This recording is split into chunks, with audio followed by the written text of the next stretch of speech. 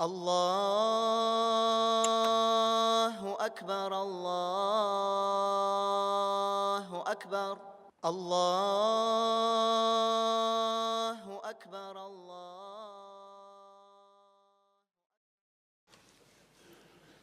بسم الله.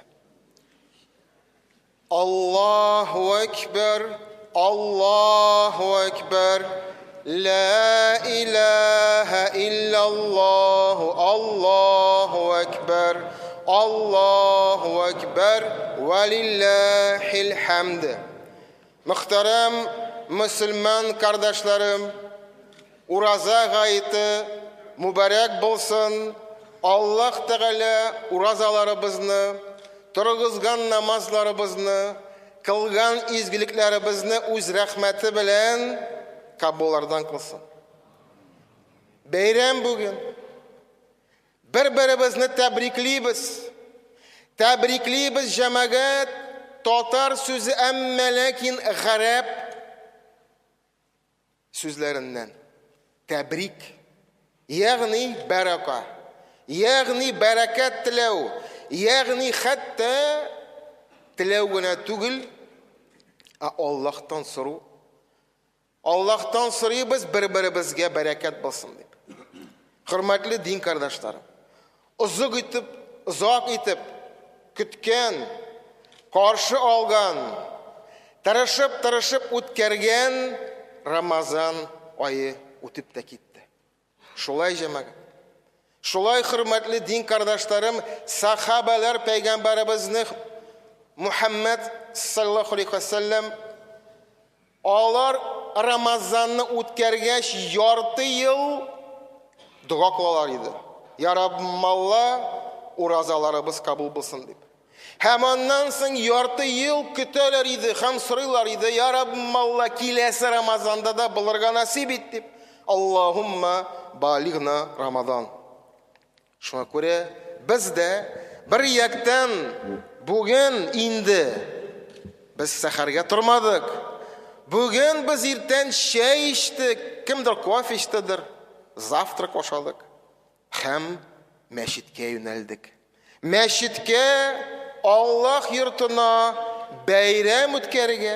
Ey hurmatli din qardoshlarım, vaqtida urazaga kiruv, vaqtida iftar qiluv, ham vaqtida bayram etu. Bayramda jamoat ul g'ibadat, hatta ko'ngillarimizda agarda ushbu Ramazon ezgi oyni uzatuv bik ko'ngilsiz bo'lsa-da. Ko'ngilsiz. Chunki jamoat barakatli oy o'tib ketdi. Kim nishik oni qo'llandi, kim nishik oni o'tkazdi jamoat, hozir endi Ramazon oyin biz qaytara olmaymiz. Ketdi ol. Ketdi vaqt. Vaqt shulay. Vaqt bizdan so'ramay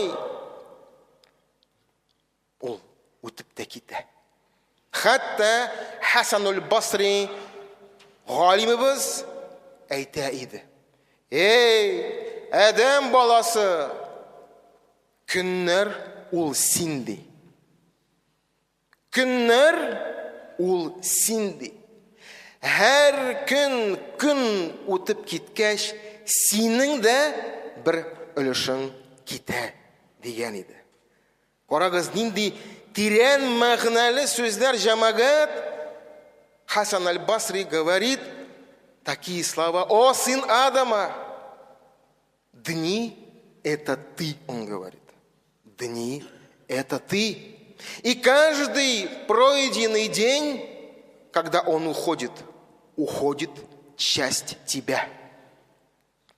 Как это понять? Ничек он аңнарға жамағат. Biz ushbu dunyodan xalifalar, Alloh subhanahu taala bizni kishilarni ushbu dunyoga xalifa etib qo'ygan. Shunga ko'ra bizning qo'limizda ushbu dunyoni o'zgartirish, yaxshi yoqqa, iminlik yog'ina ya endi bir narsa ishlamasga, ya endi kutib o'tirga, kimdir o'zgartir deb, kimdir manda tirishir deb, amin карап кына торамын дип. Вот оно. Вот она суть сказанных слов, что мы, каждый из нас может изменить этот мир к лучшему. Каждый из нас часть общества, и каждый из нас может стать тем человеком, благодаря которому будут жить и быть счастливы другие люди. Будучи отцом, будучи сыном, будучи руководителем, мы можем, и Всевышний дал нам на это свою милость. Хурматлы дин кардашлар, вакыт ул фырсат, вакыт ул мөмкинчелек. Ни хәтле син ошбу фырсат белән кулланасың, ни хәтле син ошбу мөмкинчелек белән кулланасың. Аның кадерен син беләсеңме? Һәр дакыйк мизгелләрнең кадерен беләсеңме син? Аннан соң үкенәсеңме син? Узып киткәч, вакытны кайтара алмыйсың. 50-гә җиттеңме син? 60-камы, 70-кәме әйләнеп карыйсың, нәрсә эшләдең, ничек гомерең үтте синең? Нәрсә белән син горурлана аласың? Нәрсә өчен син үкенәсең? Вот. Милость Всевышнего, она всегда рядом. И насколько мы ее используем, и насколько мы приносим пользу этому миру, благодаря используя эти возможности. Форсат – это возможность. Форсат – это шанс. Как мы используем эти шансы? Хурматлы дин кардашларым. Мәгънә аның турында әлбәттә уйланырга кирәк. Мәгънәсен, тирәнлеген аңлар өчен бераз вакыт табып, 3 минут, 5 минут бу дөньядан киселеп, уйланып, әлбәттә. Менә безнең вакытыбыз бармы? Biz vaqt taба alabızmı? Allah Teala bizge 5 vakit namaz birdə ni işin? Ni işin? 5 tapkır in azı gününe tuktap kalıp, bu dünyadan kesilip alıp, tak nuka deyip. En birinci Allah'ını iske düşürüp, en birinci özü bizge hesap kalıp, келешекini nişik görəbiz biz? Nindi bizning maqsadlarimiz? Менә o namaz нәрсә өчен? Bu dünyaga batып, hiskә бирелеп, biz шундый кешеләр, хуликул инсану заифан, адам баласы ул заиф булып барлыкка килде. Әмма Аллаһ Тәала бирә фырсат. Намаз. Тукта. Вакытны тап. Бас намазга. Укы. Уйлан, фикерле. Үз-үзеңә хисап кыл. Яра үтте. Үтте көннәр. Киләчәге бар. Киләчәккә өметлән. Менә аның хикмәтләре җәмәгать. Бәлки без аңна бетерә алмадык та ничек Рамазан үтте. Бәлки без хәтта үзебездә булган байлыгыбызны әле һаман әле аңна бетерә алмыйбыз. Да, действительно. Рамазан показал нам, что мы, оказывается, можем выстаивать молитвы долго, поститься каждый день, давать садака, собираться с родственниками. Мы, оказывается, можем это. Просто мы иногда отвлекаемся мирским. Отвлекаемся какими-то, может быть, неважными вещами, когда рядом важные, и мы это не замечаем. А когда теряем, мы жалеем. Пайгамбарыбыз Мухаммад саллаллаху алейхи ва саллям әйтә: "Ни'матани мағбудун фихима кафир минан нас, ас-сиххату вал фарах." Ике нигъмәтне адам баласы күрми, ихтибар итми, гафил. Ике нигъмәтне. Две милости, которые человек не видит, не замечает, не ценит. Ас-сиха валь-фараг. Ас-сиха – саламатлык жамага. Һәм фараг – ул вакыт, буш вакыт. Буш вакыт әйтергә жамага тел әйләнми, чөнки вакыт буш була алмый. Ул файдалы. Я синең җаныңа файдалы булырга тиеш. Я синең тәнеңә. Һәм Аллаһ Тәгалә белә торып безгә форсат бирә. Ал, куллан, гыйбадәт кыл, үз җаныңа файда ал һәм үз тәнеңә файда ал. Шуңа күрә Аллаһның рәхмәте белән бар намаз вакытлары. Аллаһның рәхмәте белән бар, әйтәм бит, елга бер тапкыр булса да, ул ураза тотып, гыйбадәт кылып, туганнарга вакыт табып, кардәшләребезне яратып, аларны кичереп, уздыра торган бер ай, ул Рамазан ай. Шуңа күрә, альхамдулилла җәмәгать. Альхамдулилла, без тырыштык. Без тырыштык. Монда килүче кеше ни өчен монда килде? Ни өчен килдек? Һәрберебезгә, һәрберебез үз-үзебезгә сорау бирсен.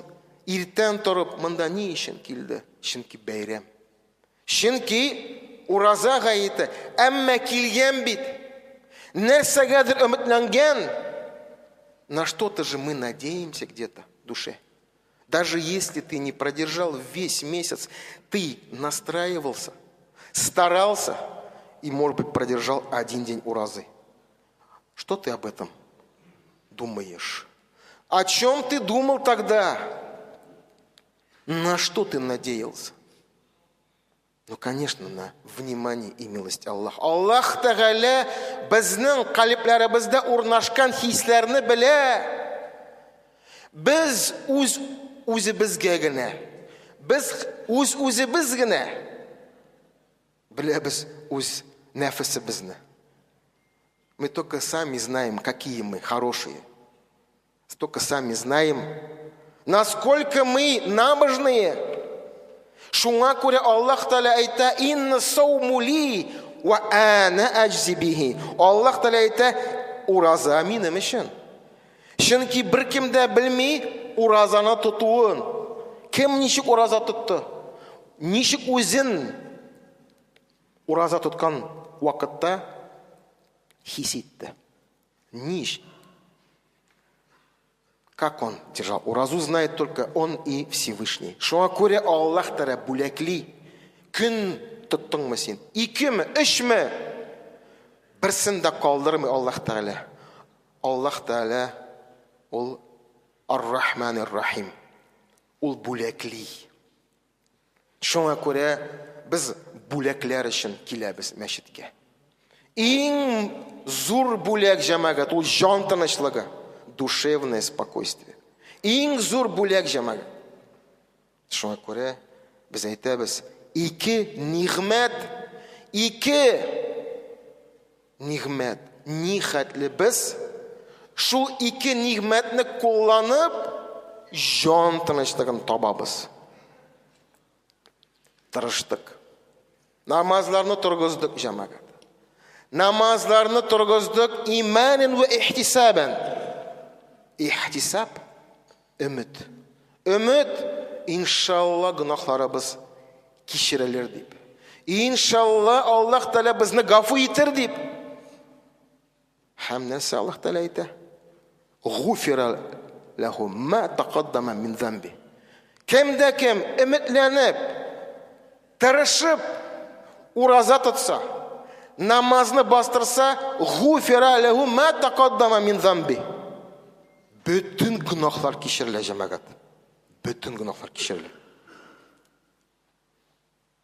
Все грехи прощает Всевышний. Поэтому я поздравляю вас. Вы прощены, иншаллах. Аллаһ Тәгалә үз вәгъдәләрне үти. Всевышний сдерживает свои обещания. Шуңа күрә без куанабыз. Шуңа күрә без шатланабыз, иншалла дип. Шаятки, бәлки без гынахлардан арындык, пакландык иншалла. Аллаһ Тәала безне гафу итсен. Гынахларыбызны кичерсен, җәмәгать. Шуңа күрә өмет булырга тиеш. Иншалла Аллаһ Тәала мине гафу итте. Өмет ул иманнан, җәмәгать. Без бит соңгы төннәрне дуга кылдык. Нинди дуга ул? Я гафун. Я гафу итүче.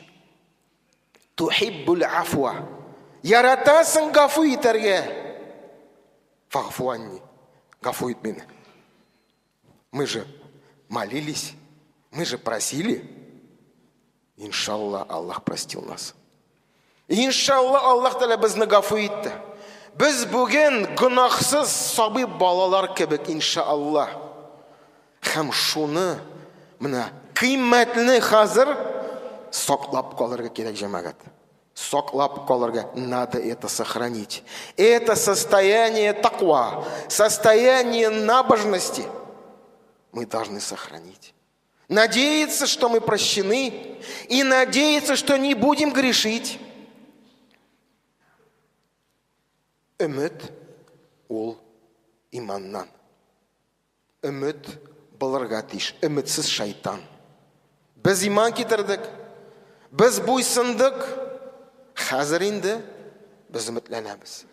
Шуңа күрә альхамдулилла, һәрберебез үз-үзенә әйтсен: Аллага шөкер. Ушбу Рамазан айны мин тиешле рәвештә үткәрдем. Тырыштым, ни хәтле булдырдым, таравихка килдем. Ни хәтле булдырдым, садака тараттым. Һәм менә шул мухитны калдырырга кирәк. Дәвам итәргә кирәк. Әйе, бүген без җәмәгать ашыйбыз. Анысы да гыйбадәт. Без Аллаһка буйсынабыз.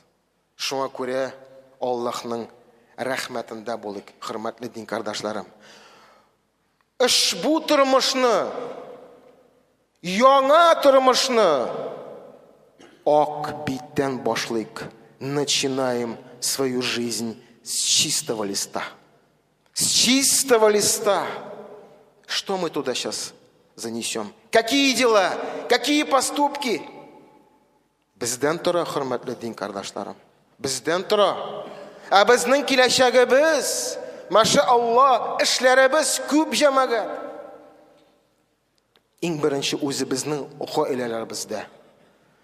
Иң беренче гаилә, әти-әниләребез, балаларыбыз, аларга аерым мөнәсәбәт, аларга тәрбия һәм үгет насихат, аларга игътибар, әти-әнинең хәйр фатихасы, балаларга тиешле рәвештә тәрбия. Шуннан башлыйбыз. Без әле мөмин мөселманнар, без әле күп сөйлибез, планлаштырабыз, максатлар куябыз, һәм ушбу куелган максатларны без тормышка ашырга тиешбез.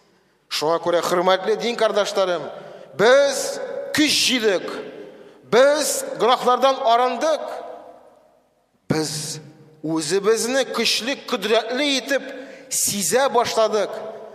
Һәм ушбу якты, кояшлы көннәрдә без монда килдек Аллаһка шөкер итәргә. Һәм яңа көч белән кулларны сызганып, яңа эшкә тотынырга. Башлаганны дәвам итәргә. Безнең башлаган эшләребез күп. Аллаһның рәхмәте белән, җәмәгать, максатлар куябыз. Җәй буе тырышып, күзгәме, кышка калдырмыйча яңа мәчетне төзеп битерик. Бу беренче максат безнең. Икенчесе, җәмәгать, безнең ул тәхфиз, ихлас үзәгендә Аллаһның рәхмәте белән без балаларны тәрбиялибез, җәмәгать. 27 яшь үсмер безнең Коръән ятлый. Коръән ятлый. Нәк 27 мәхәлләгә безнең хафизлар кирәк. Шулай ук һәр мәчеттә, һәр мәхәлләдә таравих намазларны үткәрер өчен ушбу хафизлар матур итеп моңлар белән имам булып басып таравихлар үткәрсеннәр. Машаалла. Шул мәдрәсәне, шул пансионатны без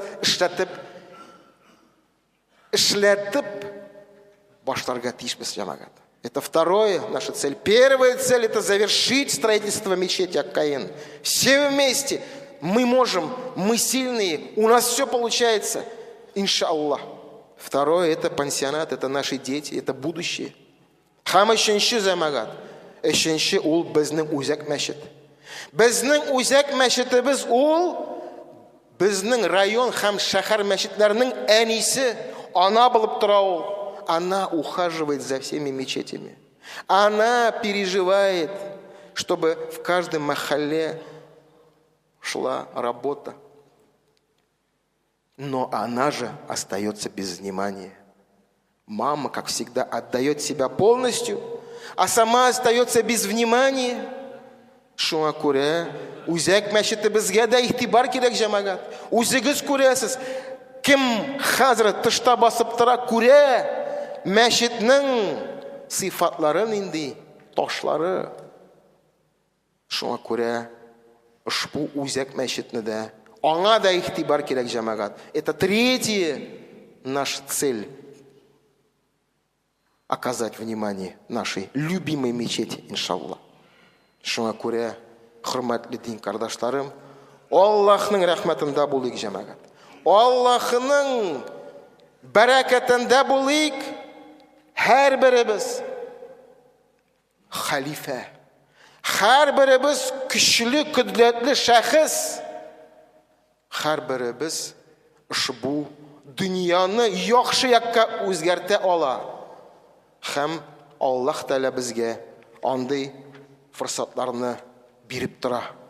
Кулланып ушбу форсат белән һәм җиңләр сузганып изгилеккә, яхшылыкка, киләчәк яктылыкка без гамәлләр белән башлык, җәмәгать. Шуңа күрә Аллаһның рәхмәтләре яусын. Аллаһның рәхмәтләре яусын, ягъни ушбу форсат белән кулланып мин оештыручыларга Рамазан айында җигереп, оештырып, пешерүче апаларга, җегетләргә, волонтерларга, кем безне монда кабул итеп, каршы алып, безгә хезмәт итә, аларга аерым рәхмәт сүзләрен әйтеп китәм, хөрмәтле дин кардашларым. Ә хәзер инде мин сүзне шәһәр һәм район җитәкчесенә Рамил Хамзович Муллинга сүз бирәм. Аллаһу акбар, Аллаһу акбар, Аллаһ